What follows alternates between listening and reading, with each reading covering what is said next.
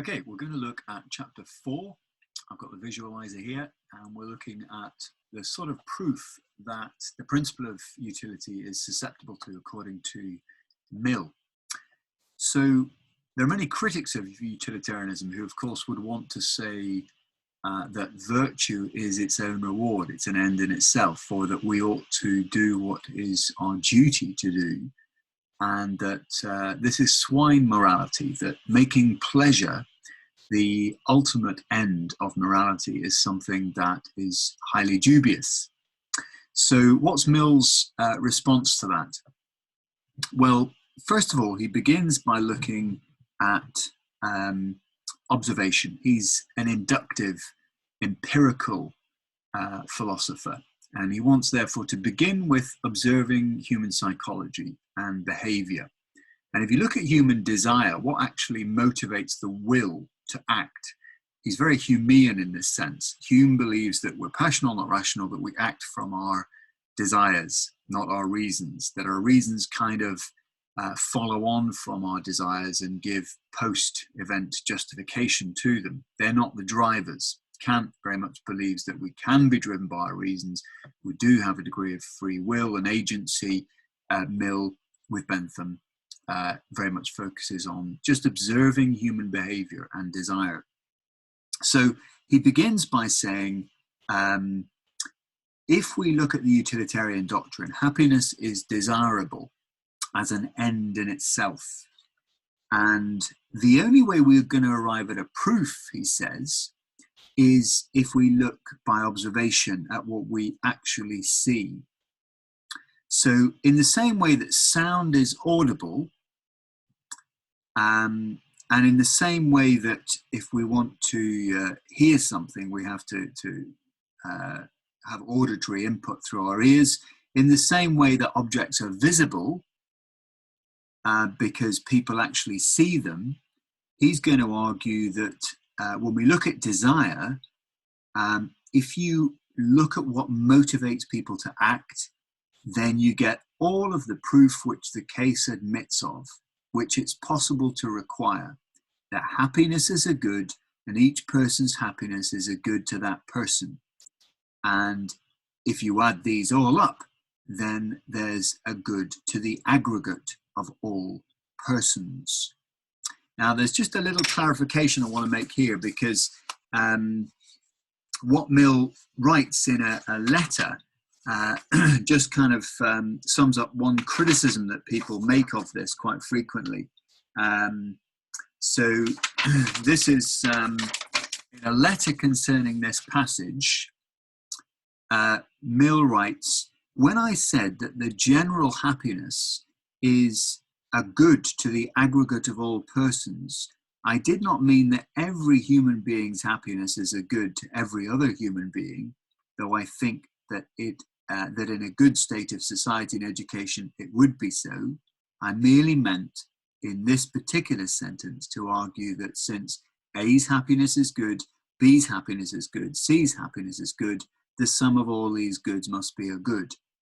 So what he's not saying is that you can leap from we all desire our own individual happiness to therefore it's a good thing to desire the welfare of everybody, the general happiness. We ought to, right? So he's not moving from a fact to a value. He's not leaping from we all desire our own happiness, therefore we ought to desire the general welfare.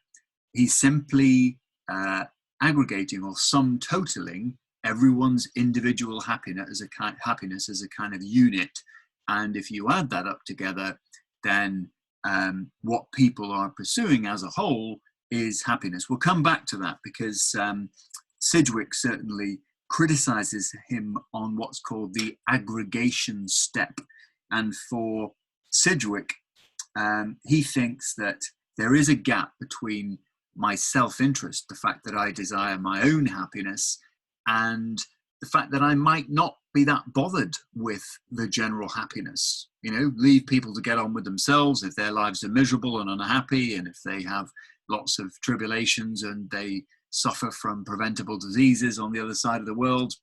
So what? A lot of people might take that view. There's a gap between individual self-interest and the aggregate sum total of welfare. I think that's not precisely what Mill is saying, but Sidgwick's onto something there, that merely because individuals desire their own happiness, that does not establish the general welfare as an end that you've proved. All you've proved is that people desire their own individual happiness. You're a long way off saying that people ought therefore to pursue the general welfare, the greatest good of the greatest number. That's a huge leap. So carrying on, paragraph 4, we never desire anything else other than our own pleasure and happiness. The desire of virtue, which is obviously a competing candidate, is not as universal. So if I say, let's take a virtue like truthfulness or compassion or courage or justice, they're not as universally observable in human nature as the pursuit of pleasure is, in all its different forms and types. There are other ends besides happiness, but there's no other end that is the standard of praise, approbation, and blame, disapprobation. So if you want to get something that unifies people in terms of praise and blame, it's they blame things that generally bring about painful consequences, and they are praising, or they find praiseworthy things that bring about pleasure on the whole. So he's wanting to defend utilitarianism against the attack that it undermines virtue. And he says here that virtue ought to be desired disinterestingly and for itself. And indeed that in a society that educates its children and parents well, children should be taught that virtues are their own reward, because that's a useful consequence. If it will follow on from that. If everyone's taught to be honest and compassionate and kind and to love their neighbour as themselves, then we'll live in a better society than if they're taught to be egoists. He goes on to say, it's a psychological fact that the individual, a good in itself without looking to any end beyond itself, in a state conformable to utility, not in a state conducive to the general happiness, but desirable in itself. So he's wanting to say that the love of virtue as an end in itself, something that's to be desired for its own, is not a departure from the happiness principle. It just swells the aggregate, the sum total.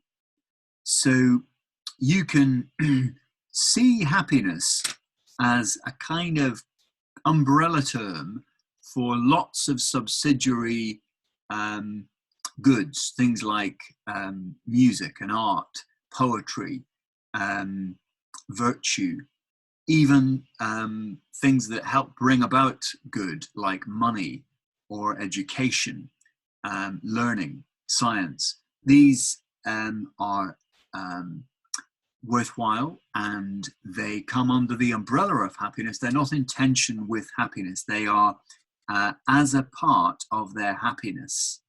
So we ought to view them as a means to a collective, something called happiness. So the principle of utility does not mean that any given pleasure, like music, for example, is to be cordoned off from it. It's part and parcel of happiness. He then goes on to look at money. What about money? The love of money is one of the strongest motivating forces of human life, and it's desired in and for itself, but it isn't an end goal of happiness.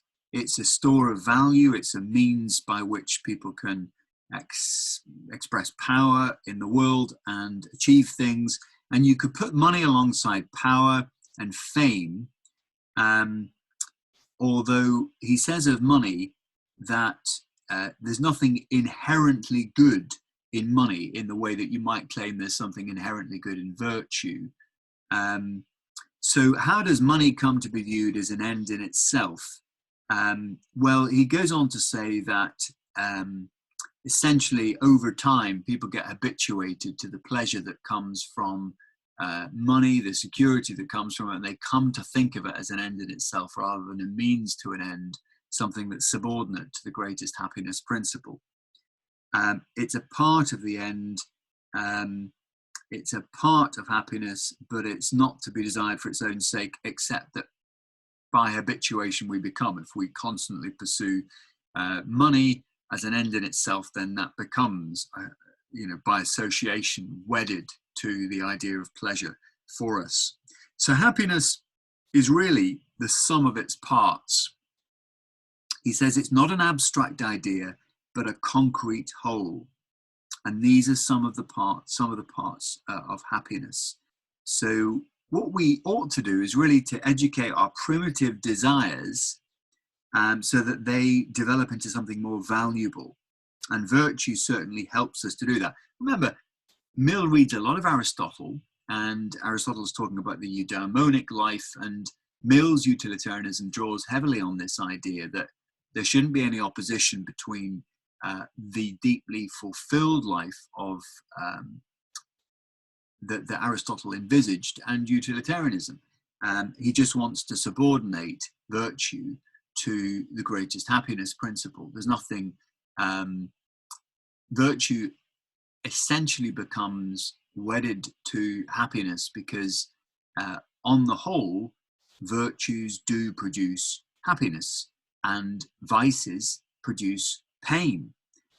So he talks about the how it can be noxious, really off-putting when people get obsessed with money and fame and power, and when they become ends in themselves, they cease to be gratifying for other people. You look at that and you think, well, are they benefiting the greater good?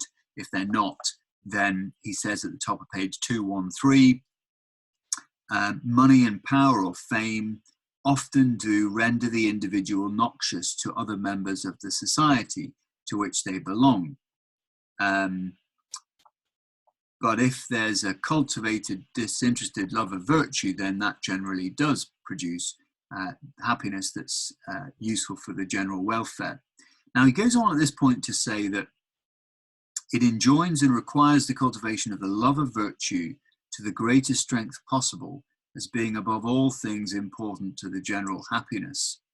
And this is going to be one of the criticisms that's often made of Mill, that of equivocation. So if we start with what is desirable, you can observe that humans desire their own happiness. Now that's a description, a descriptive observation. People just observe people, and their psychology is such that they pursue their own happiness. But now he's shifted to a normative statement. We ought to require the cultivation of love and virtue to the greatest possible strength. And he's saying that we ought to desire the greatest good of the greatest number, the general welfare. So he's subtly shifted his account of desire, and this is an element of equivocation.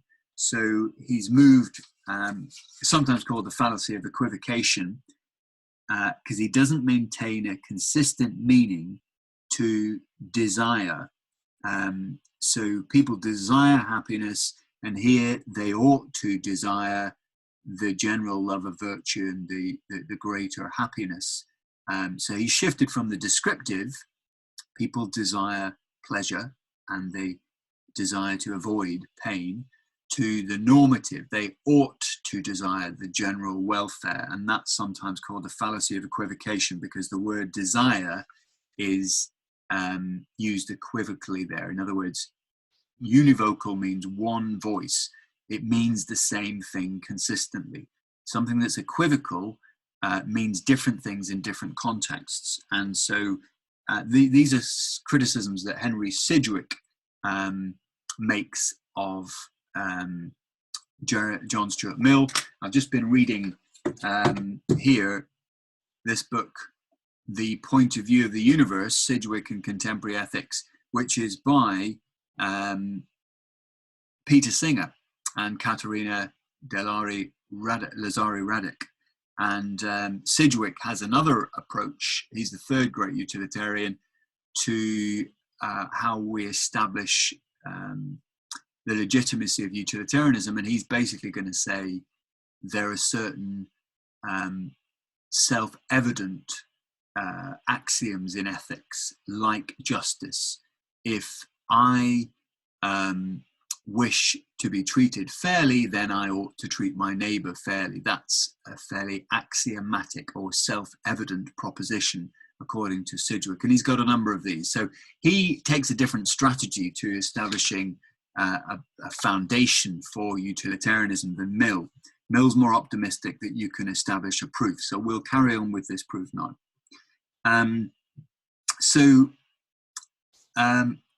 Point number 8, happiness and virtue, he doesn't see as oppositional to each other. They're just part and parcel of the same thing. That in reality, nothing is desired except happiness. So virtue, duty, money, power, fame, all of these things are just synonyms. They're just under the umbrella of happiness. They're parts of the whole of happiness. So going on to point 9, of what sort of proof is the principle of utility susceptible? You know, what would count that would satisfy the skeptic as a proof of this theory? If it's psychologically true that human nature is so constituted that it is always pursuing happiness and avoiding pain, happiness then is the sole end of human action. It is the criteria of morality. Right? This is the means by which we are going to judge right from wrong. We're just going to replace those terms, right and wrong, with pleasure and pain, and think what consequences follow from an action. That's what judges them to be right and wrong. So that's what he means by criteria, the basis for judgment. And now we decide whether this is really so, whether we desire nothing for itself but what brings about pleasure and avoids pain. And we've arrived at the question of fact and experience. Right? This is something that's open to examination. By self-consciousness and self-observation, we can see it true in our own lives. We do pursue pleasure. We do seek to avoid pain. And it's assisted by observation of others. And the sources of evidence, which if we are impartial, we can see, will declare that desiring a thing and finding it pleasant, and aversion to a thing and thinking of it painfully are phenomena that are entirely inseparable. So evidence and observation lead us to the conclusion that people desire pleasure and they seek to avoid pain. Now, like any good philosopher, Mill wants to anticipate and to reply to objections to this position. So the objection will be made that desire can be directed to anything except pleasure, an exemption from pain. Not that it can be directed to anything ultimately except pleasure and exemption from pain, but that the will is different from the desire. So yeah, sure, people might desire pleasure and avoid pain, but they might be able to will differently. They might reason that their will ought to move away from their desires. You know, take the marshmallow test for children. If you can, here's a marshmallow, the psychologist says, if you don't eat that marshmallow for 10 minutes and we come back, we'll give you a second marshmallow, and the children might desire the marshmallow, but if they can resist for 10 minutes, they'll get another marshmallow, and therefore they might reason that their will ought to override their immediate desires. So, I mean, Mill would just say, well, that's suspending pleasure because there's a greater pleasure, namely 2 marshmallows to follow, and when you track children who've passed the marshmallow test through education, the ability to withhold pleasure and to focus on longer term gains is a very good marker for their educational success. So Mill could answer that problem. But here, the thought is that you could have a pleasure and resist that. Now, a good example of this is Sigmund Freud. Towards the end of his life, he had a great deal of pain, and he willed that instead of undergoing this pain, he was going to, instead of taking drugs that would alleviate his pain, he would instead undertake the pain. So this is the example that's given here in the Blackwell Companion to Mill. The example of Sigmund Freud refusing to take pain-killing drugs in order to think clearly at the very end of his life. I prefer, Freud said, to think in torment than not to be able to think clearly. Now, this could be seen as a refutation of hedonism, because Mill, obviously the pleasure that Freud would seek would be to avoid pain. But Mill's answer to that would be, well, he gets more pleasure from thinking clearly and from the self-respect and dignity that comes from that than he does from, the compensation of pain relief that would dull his thinking. So the higher pleasures have outweighed the lower pleasures, and he's still pursuing pleasure. So Mill is kind of trying to argue that some people might object to this theory. Yeah, sure, it's a fact that people observe desire, but they can overcome that with an ironclad will. Take the ascetic who Mill gives the example of Simeon the Stylite, or people who kind of live on top of pillars and deny their desires, or monks and nuns who take vows of poverty, chastity, and obedience, who deny their desires. So that would be an example of will overcoming desire. But Mill is saying, no, instead of willing the thing because we desire it, we often desire it only because we will it. However, why did we originally will something? What was the motive at the beginning? And often it's habit. So we might, through force of habit, deliberately gain a preference for something that isn't necessarily leading to desire. Let's take people who are kind of very bookish and academic, for example. Now, for most people's mind, that might not be a great pleasure. It's the higher pleasures of the mind rather than the body. But let's take someone who's entirely bookish and academic. They may will that, even though it doesn't bring them a great deal of pleasure, because over time their association between pleasure and will has developed into a habit. And so now the connection between habit and will and desire have become fused. So Mill has an answer to that objection. He's saying people may not be motivated entirely by desire, but that could be because they've been habituated to their behavior. And that's how they come to take that view. But generally speaking, people are repelled by pain and attracted to pleasure, and that this is strengthened. He asks here, how can the will to be virtuous, where it doesn't exist in sufficient force, be implanted or awakened? Only by making the person desire virtue, by making him think that it's in a pleasurable light, by associating the doing right with pleasure. Now, remember we talked about David Hume and his idea of associationism. So Hume thinks that it's almost like a gravitational force. What causes things to move from sense experience to be organized in the mind is are three kind of gravitational fields, really. One is resemblance. Things resemble each other.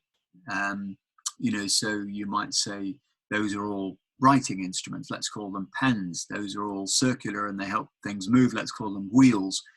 Resemblance. And then there's contiguity of time and place. So I say Paris, you say the Eiffel Tower. I say America, you say the Grand Canyon. And then there's cause and effect. We see two things again and again and again, and we come and associate them. Now, this idea of associationism has a lot to do with Hume's idea of morality, because we come to associate actions that bring about pleasure with the good and the virtuous. And he thinks that's the origin of virtue. So will is the child of desire, and passes out of the dominion of its parent only to come under that of habit. So everything originates in desire because we're passional, not rational, and we come to eventually associate certain courses of actions with consequences that are pleasurable and consequences that are painful.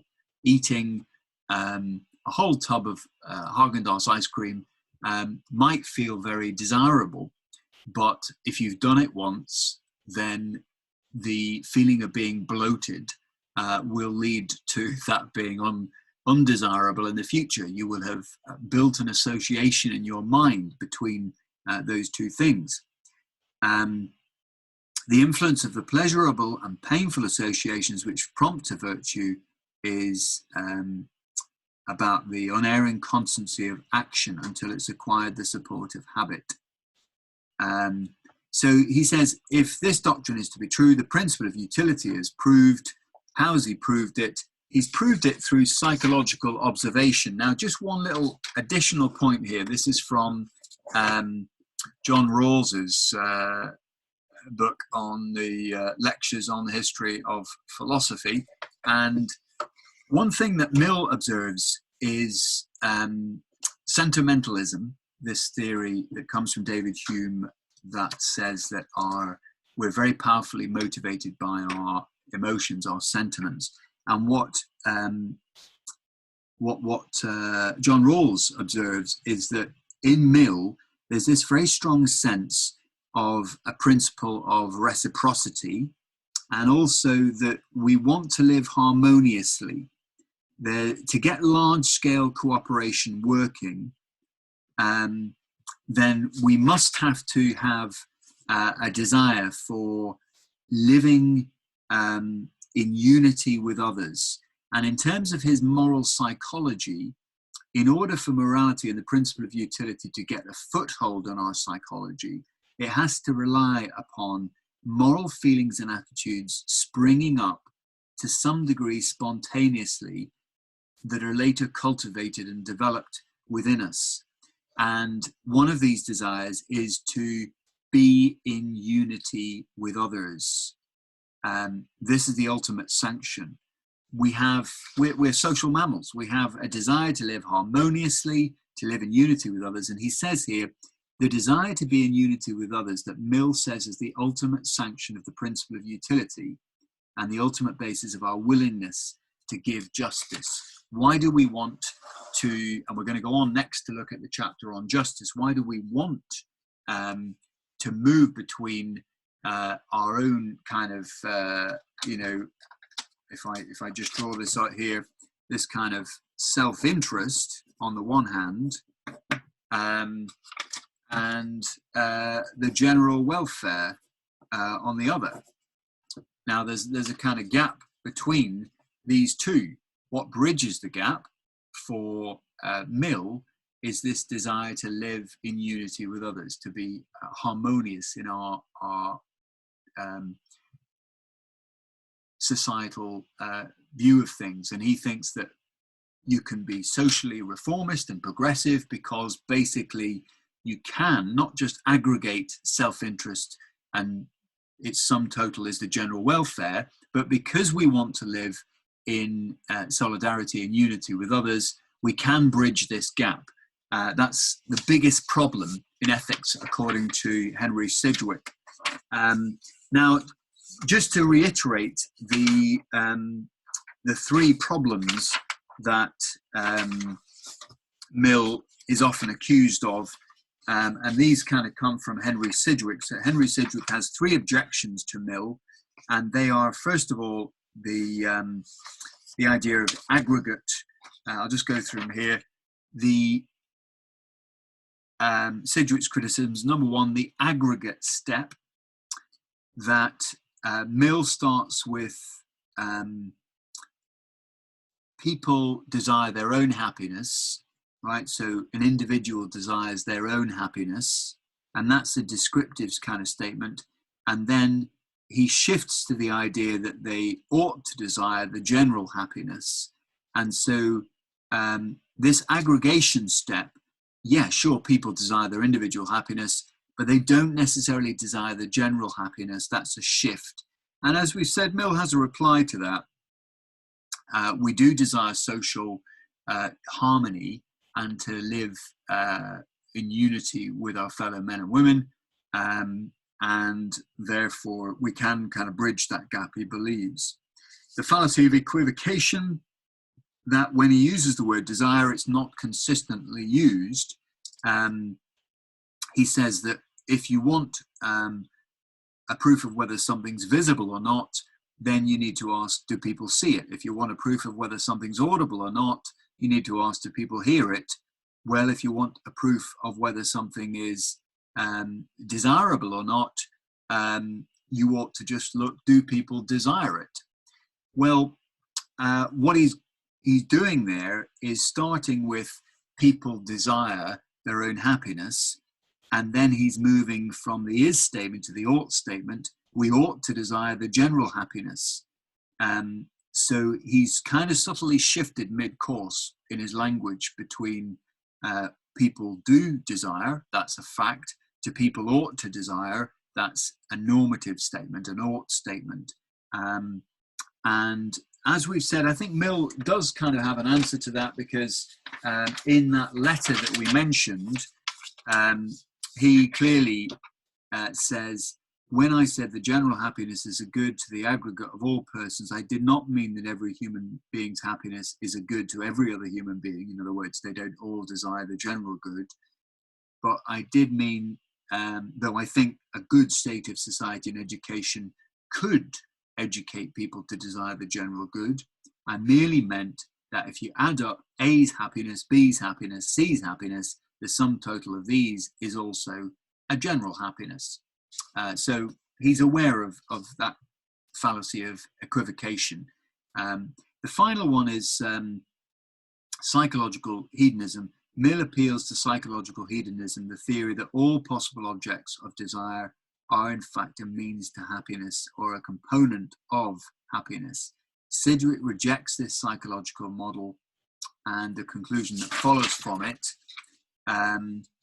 So if we do a quick psychological analysis of, I'll get that a bit more clear, a quick psychological analysis of Mill's model. For Mill, the relationship is between desiring a thing and finding it pleasant. They're equivalent. They both name the same psychological fact. But perhaps if we define our words in this way, but it doesn't always follow. So he's defining his terms. Sidgwick suggests one possible difference is that the phrases at his pleasure or as he pleases, they denote something akin to voluntary choice rather than the chooser's objective meaning of some prospective feeling. So what's he saying here? He's kind of saying, if we desire virtue, we get pleasure thrown in with it. Sidgwick's objection is, so Mill is kind of saying that, in a sense, all pleasure, all our desires kind of aim at happiness or pleasure of some form or another. But the virtue theorist wants to say that's precisely the paradox of hedonism. They don't aim for pleasure. It's in aiming off pleasure. So if instead they aim at virtue, then they get pleasure thrown in for the bargain. Pleasure kind of taps them on the shoulder. So it's like when you practice for your grade 8 piano, somewhere along the line, or violin, somewhere along the line from grade 1, where you're just scratching the instrument as a violin or playing horrendously on the piano and it's miserable for you and you can't do your scales, to grade 8, where you can have immense pleasure and entertain lots of people. You've pursued dutifully the practice of virtue, maybe because you've been told to and it's become habituated, or because you realize that musical skill is a virtue in and of itself, even though you don't particularly desire it. And then somewhere along the way, pleasure gets thrown in. Now, Mill wants to say, no, really, it's kind of more like you've got a happiness umbrella, and everything is kind of like a part of that umbrella. So virtue, duty, money, power, fame, these are all part of the happiness umbrella. They're all kind of part of that sum of that total. But what Sidgwick is saying is, and others, no, when you can't just count virtue as a part of happiness, because the very point about virtue is it's aiming off pleasure, and that's how you get pleasure, not by making pleasure something you can drink out of a bottle or an end in itself, by avoiding pleasure in a sense.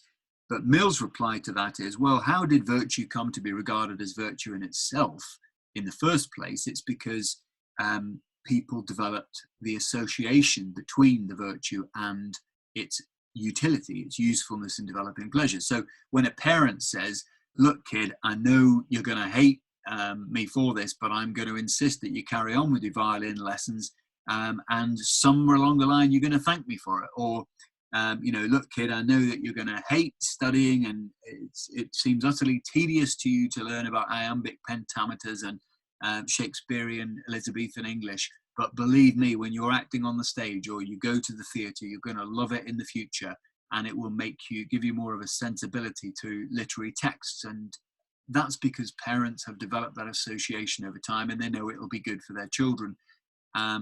So there's a to and fro over this, but Mill believes he's established a proof that's inductive, it's based on observation and experience, and as far as any moral theory can be proven, it has to ultimately be observed in the same way that if we claim something's visual, we must see it. If we claim something's auditory, we must hear it. If we claim something's morally true, we must observe it. And he's thoroughly empirical in his method, and he wants to challenge anyone to put forward an objection to that. We've considered some of these objections that we've raised here. I put that document with the objections under the